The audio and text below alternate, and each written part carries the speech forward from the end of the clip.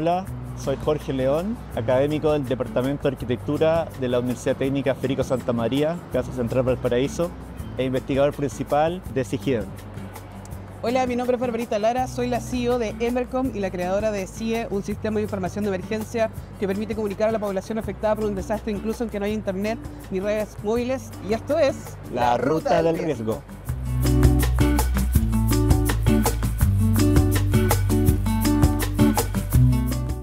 Bueno, acá nos encontramos en el Paseo Mirador 21 de Mayo, en el Cerro Artillería de Valparaíso, y nos pareció interesante este lugar como punto de inicio de la Ruta del Riesgo porque de acá podemos tener una vista panorámica completa de la bahía de Valparaíso. Hoy día no se ve mucho, pero allá está la ciudad de Viña del Mar, inclusive se ve el sector de Reñaca y Concón, y el sector de Valparaíso. Toda esta zona es una zona totalmente expuesta a amenaza de inundación por tsunami, en particular esta zona que está acá abajo, el puerto de Valparaíso, y lo que se ve un poco más allá, que el barrio Almendral de Valparaíso, son zonas de relleno ganados al mar a partir de la segunda mitad del siglo XIX, y por lo tanto son territorios que tienen dos amenazas principales. Una, como ya lo mencioné, están expuestas a inundación por tsunami, con altura de inundación inclusive esperamos de 3-4 metros por lo menos, según lo que muestran nuestros modelos. Y además, al ser suelos artificiales, están sujetos a riesgo de liquefacción en caso de un tsunami, perdón, de un terremoto de alta intensidad. En este caso Valparaíso es un lugar súper expuesto, como dijo Jorge, pero no vemos y tampoco hay conocimiento real de sistemas de comunicación de emergencia o qué hay que hacer. Lo que dice la mayoría de la gente es que muchas veces les llegan los sistemas de alerta de emergencia, los mensajes que llegan a los celulares, pero no saben hacia dónde tienen que arrancar. Entonces falta mucha tecnología complementaria. No es que ese sistema sea malo, es un buen sistema de alerta, pero hay que tener también sistemas de información complementaria que permitan identificar dónde estoy y hacia dónde debo arrancar en diferentes idiomas, y también siendo completamente inclusivo, porque hay personas, por ejemplo, como mis hijos, que son autistas, que están dentro del espectro, y que una alerta de sonido muy fuerte lo que les genera es miedo, y no necesariamente les comunica qué es lo que tienen que hacer o hacia dónde tienen que ir. El problema de lidiar con la amenaza de tsunami es que los tiempos geológicos funcionan en escala muy diferente a los tiempos humanos, básicamente. Entonces, cómo uno mantiene una capacidad de preparación de la población en periodos históricos tan largos es un gran desafío, y complementariamente planificar la ciudad en esos periodos tan largos también es un gran desafío. El último gran evento que tenemos registrado acá ocurrió el año 1730, casi hace 300 años, y en ese entonces Valparaíso era una pequeña aldea de actividad portuaria que tenía como 3.000 habitantes, más o menos. Viña del Mar ni siquiera existía. Entonces, en esos 300 años, que repito, geológicamente no es nada, es un pestañeo, la ciudad se ha transformado en esto. Entonces, hemos colonizado, hemos desarrollado una ciudad en una zona que está altamente expuesta. Hemos instalado puertos en esa zona expuesta, no solo acá, sino que también en San Antonio, en Quintero, y por lo tanto, si ocurre un evento similar al que ocurrió hace 300 años, probablemente el impacto va a ser gigantesco, justamente porque hemos desarrollado el territorio un poco sin tener en cuenta esas amenazas que existen en él. Había mucha carencia de información científica. Ahora tenemos la información científica, tenemos evidencia para esto, y por lo tanto deberíamos cambiar la manera como desarrollamos este tipo de lugares.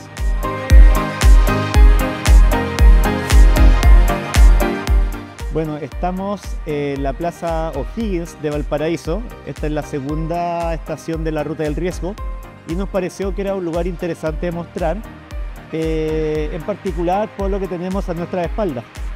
Este es el Colegio San Pedro de Nolasco, donde hace casi 300 años, en 1730, estaba ubicado el convento de la Orden de los Mercedarios.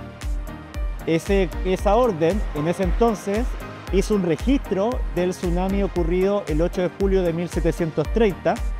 y gracias a ese registro escrito, uno de los pocos que hay en Chile, sabemos efectivamente que acá el agua llegó hasta este lugar.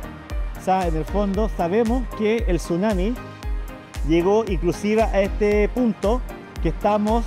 en el cual estamos aproximadamente a 700 metros de la línea costera actual. En ese entonces la distancia era menor porque no estaba tan extendido el relleno de Valparaíso, pero sabemos en el fondo que el tsunami tiene potencial para inundar hasta un sitio como este. Estamos además en un área urbana compleja, esto está lleno de actividades, Ustedes pueden ver que tenemos el Mercado del Cardonal cerca, con toda la actividad de comercio callejero que se da en ese lugar. Entonces es un lugar de alta complejidad para poder evacuarlo, a pesar que tenemos los cerros relativamente cerca. Y además creo que una muestra de cómo se ha planificado sin tener mucho en cuenta la amenaza en el territorio. Me parece que el ejemplo más claro de eso es que tenemos acá el edificio del Congreso Nacional, solamente a unos metros del lugar en el que estamos filmando ahora, en una zona inundable. Si bien tenemos una cantidad, yo diría, apropiada de vías potenciales de evacuación, tenemos varias calles que corren en sentido mar-ser, lo cual facilita la evacuación de manera bastante recta, además, lo cual hace que la orientación durante la evacuación sea más fácil. Son vías que están ocupadas intensivamente y de forma bastante informales, valga la redundancia. Hay mucho comercio callejero, que uno de los impactos que tiene es que justamente reduce el espacio disponible para evacuar a lo largo de esas vías. En particular, la carta del CHOA, de la Armada de Chile, plantea en esta zona inundaciones relativamente bajas, inferiores a 1 metro. Otros modelos de varios investigadores, como los que hemos desarrollado en CIGIEN, en algunas partes son inundaciones mayores, pero lo que hay que tener en cuenta es que la evidencia internacional muestra que alturas suficientes de 50 centímetros ya son potencialmente peligrosas para la vida humana, porque pueden perfectamente hacer que una persona adulta pierda el equilibrio. Los modelos que hemos desarrollado hemos demostrado que el tiempo tomado para iniciar la partida de evacuación tiene implicancias significativas en las probabilidades de sobrevivir un tsunami. Suena de perogrullo, pero el impacto que hemos medido es realmente significativo, y por lo tanto el llamado es que la evacuación ojalá sea inmediata, sin esperar una alerta oficial, que siempre es necesaria, pero a veces la evidencia no ha mostrado que ha habido problemas con el envío de esa alerta y la llegada de esa alerta a la población, sin ir más lejos de lo que pasó en los últimos incendios. Entonces el llamado es como el autocuidado, la autopreparación y la autoinformación, en el sentido de saber cómo y por dónde evacuar. Aquí es donde deberían ocurrir las políticas públicas que nosotros esperamos que trabajen buscando el bienestar de la comunidad. Muchas veces cuando vemos edificios como estos deberían ser parte también del proceso de evacuación vertical, que ahí lo sabe perfectamente Jorge, que deberían quedar a disposición de la comunidad y no necesariamente salir corriendo como lo hemos visto en otras ocasiones. A mí me tocó venir al Congreso a hablar con los senadores también para explicarles la importancia de tener radio FM en los celulares, porque la radio es el método más seguro para comunicar a la población. También sabemos que la población de Valparaíso escucha mucho la radio, pero conocemos también que los sistemas de alerta de emergencia nacionales solamente distribuyen mensajes a través de mensajería de texto, que no funciona cuando no hay señal telefónica. También hay que ver cómo estamos iluminando con la señal telefónica las ciudades, porque si de eso depende nuestro sistema de alerta de emergencia, obviamente se va a ver menoscabado cuando no hay señal y no vamos a poder informar en el momento oportuno.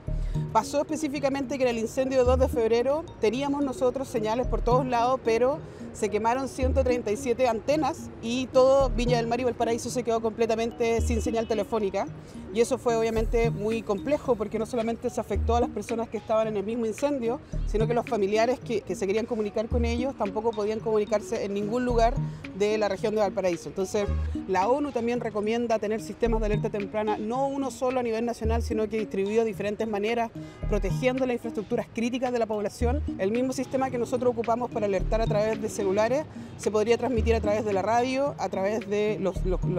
la televisión, a través de satélite y todos los medios de comunicación posibles, y solamente estamos ocupando el que es a través de las antenas de celulares, que ya sabemos que fallan, se queman, se cortan, incluso que la fibra que es submarina también se corta y afecta al envío de mensajes. Entonces tenemos que pensar en qué es lo que estamos haciendo como chilenos, teniendo el conocimiento de ustedes, de CIGIDEN, de si los científicos estamos trabajando para hacer algo, cómo lo estamos complementando al quehacer del Estado. Cómo el Estado se comunica con la investigación, y que no es solamente una investigación post al desastre, sino que también está trabajando para prevenir el desastre. Probablemente es lo que llamamos la última milla de la educación, es decir, cómo llegamos con todo el conocimiento científico que se ha desarrollado sobre todo en las últimas décadas, cómo llegamos a los usuarios finales que van a poder beneficiarse de ese conocimiento, que son las comunidades. La contingencia se lleva la atención de las necesidades más inmediatas de las personas, y en temas como estos, por ejemplo, si deja de temblar por un par de años, eventualmente empiezan a quedar en el olvido. Entonces creo que hay un desafío de cómo uno mantiene en el fondo una alerta permanente de las personas sin que signifique vivir con miedo, todo lo contrario. Cuando uno cree que está preparado, eso disminuye el miedo porque uno sabe cómo actuar frente a una emergencia y en el fondo cómo uno puede tener una comunicación del riesgo que sea sostenida en el tiempo, pero que a la vez sea comprensible por cualquier persona que la reciba. Nos encontramos acá en esta tercera parada de la ruta del riesgo en el sector de Avenida Perú, en Viña del Mar, frente al edificio del Casino de Viña del Mar. Y nos pareció que era interesante mostrar este lugar porque es el lugar más complejo de toda el área urbana costera en términos de evacuación y de inundación por tsunami. Estamos en una ubicación a muy bajo nivel con respecto al nivel del mar, como se puede ver, solamente un par de metros. Además, frente a la desembocadura del estero Marga Marga, y en general toda esta área es muy baja. En general todo este sector que se llama Población Vergara tiene una elevación inferior a 10 metros sobre el nivel del mar, por lo tanto la hace altamente susceptible a una inundación por tsunami. Los modelos tanto nuestros como del CHOA han estimado que la altura de inundación acá fácilmente podría alcanzar los 5 o 6 metros, estamos hablando de dos pisos, y con la complejidad adicional de, al ser esto un área plana tan extensa, estamos hablando que los recorridos acá peatonales hasta una área segura deberían tardar en torno a los 30 minutos, que lógicamente es mucho mayor que el tiempo que esperamos en el cual llegue un tsunami. Nuestras estimaciones muestran que un tsunami destructivo podría llegar en alrededor de 12-15 minutos a esta zona, así que el sismo se produce acá en la cercanía. Adicionalmente, si bien tenemos una zona alta muy cercana, que es el Cerro Castillo, la conectividad hacia ese lugar se da por una serie de puentes y todas las recomendaciones internacionales desaconsejan usar puentes para evacuar por varias razones, entre ellas que son lugares que se inundan rápidamente porque el agua entra más rápido por los cauces fluviales. Además, no tenemos cómo garantizar la integridad estructural de esos puentes, no sabemos si van a estar disponibles después de un evento sísmico importante. Y además, eventualmente ahí podría producirse aglomeración de personas o cuellos de botella. Por lo tanto, no es aconsejable planificar una evacuación que tenga como parte la utilización de esos puentes. Frente a ese escenario, probablemente la solución más lógica es apuntar en zonas como esta a buscar una evacuación vertical hacia pisos superiores en edificios de buena altura y de estructuras, por ejemplo, hormigón armado, como el que podemos ver acá, que eventualmente podrían servir para una situación de ese tipo. Creo que hay un desafío de cómo la información que está basada en evidencia, que está probada, se puede en el fondo sobreponer a esta información que es, no quiero calificarla, pero claramente no es confiable, para poder contribuir a que en el fondo las personas estén mejor preparadas para poder saber qué hacer durante una emergencia, porque en primer lugar tienen que saber lo que está ocurriendo. Básicamente tienen que saber que, por ejemplo, si un sismo no te permite mantenerte en pie o que tiene una duración extensa, entre 45 segundos, un minuto, es porque es un evento de gran magnitud que se produjo, si no acá directamente, en alguna cercanía y que por lo tanto es altamente que se desarrolle un tsunami, y poder evacuar sin esperar ningún tipo de información oficial. Si después esa información me llega, mejor aún, y si llega con más datos, lo que sea Barbarita, y que me puede orientar de mejor manera, todavía mejor. Pero la primera respuesta tiene que ser de las personas, y para poder responder hay que informarse y hay que saber en el fondo cuál es la información confiable que se puede utilizar en una situación tan crítica como esa. Siempre está la fuente oficial, que es Senapred en Chile. Senapred tiene una plataforma que es susceptible de mejoras, pero creo que está al menos un nivel inicial apropiado, que se llama Visor Chile Preparado, donde ustedes van a poder ver de manera muy simple, muy gráfica, georreferenciada, información relativa a la amenaza y a la respuesta posible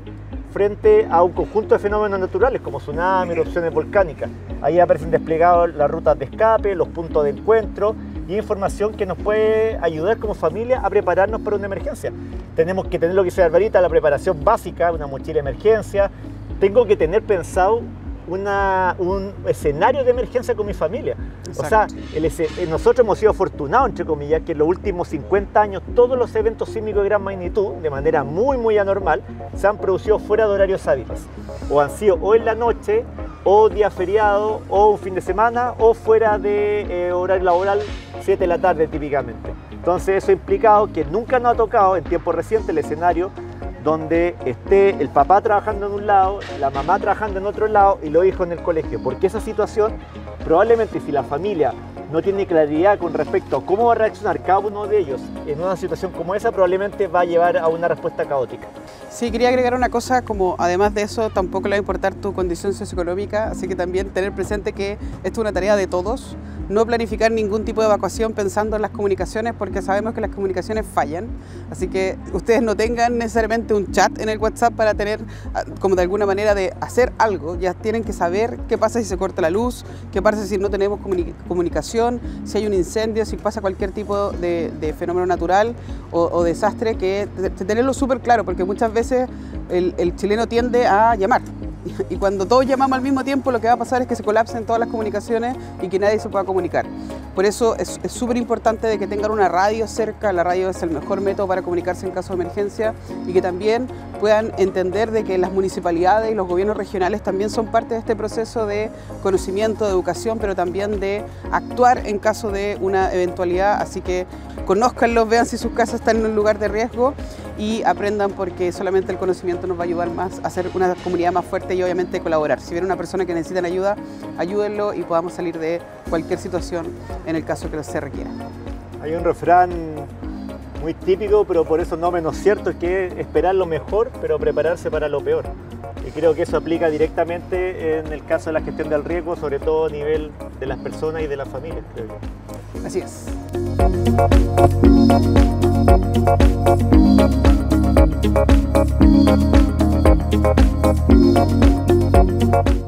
Cada vez que hemos tenido que presenciar algún fenómeno natural, algún desastre,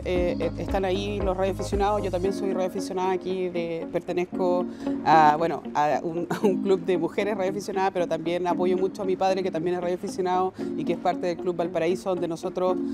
nos preocupamos de también ser parte de la solución y ayudar a Senapred a estar informándole con nuestras radios, ya sean móviles o estáticas, qué es lo que está pasando en la zona. Todos los días a las 8:15 de la noche se hace un programa que es un programa de prevención de desastres, donde se comunican todos y indican qué es lo que está pasando en su zona, y luego eso se retransmite a Senapred para que ellos sepan que estamos aquí, estamos presentes, que podemos ser un canal de comunicación más, que debería ingresarse como un dato de valor para poder de alguna manera hacerle frente a un desastre. Y ha sido así, cada vez que hemos tenido alguna problemática, nosotros disponibilizamos también las redes ya existentes de forma analógica para que podamos ayudar a Senapred o a cualquier institución que lo requiera. Así que un saludo a todos los radioaficionados de todo Chile y el mundo, porque son los héroes anónimos en todos los tipos de desastres, complicaciones y fenómenos naturales que estamos ahí transmitiendo sin ningún problema. Yo soy Charlie Delta 2 Bravo Bravo Eco, y mi papá también es un gran referente para mí con respecto a las telecomunicaciones, porque él me mostró cómo las comunicaciones analógicas pueden ser un apoyo fundamental en caso de una problemática. Y uno de los consejos más grandes es que por favor cada junta vecinal tenga su radio teleoperada para poder estar presente en el caso que las comunicaciones digitales y formales no estén funcionando. Si tuviéramos todo y nos preparáramos a ese nivel, podríamos estar mucho mejor preparados para actuar en caso de una emergencia.